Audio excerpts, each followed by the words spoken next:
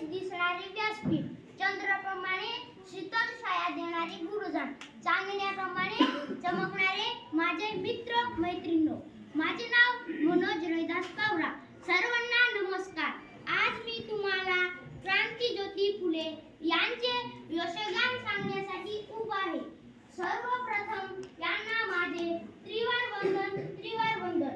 सावित्रीबाई फुले यांचे जन्म 3 जानेवारी 1831 रोजी सातारा जिल्ह्यातील नायगाव इथे झाला.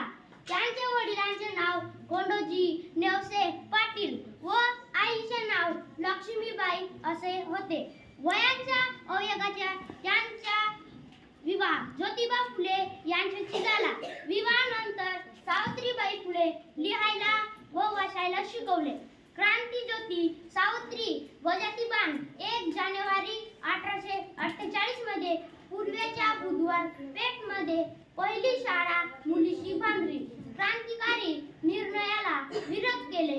लोक त्यांच्यावर शिकल व दगड फेकले, पण त्यांनी शिकवण्याचे काम चालूच ठेवले.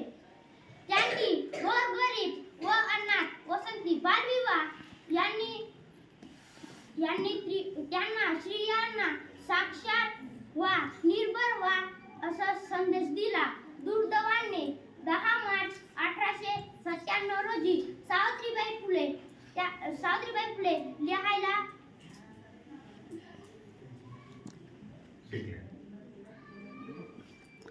सावित्रीबाई फुले आखरीचा श्वास घेतला. त्यांना माझे कोटी प्रणाम. जय हिंद, जय भारत. धन्यवाद.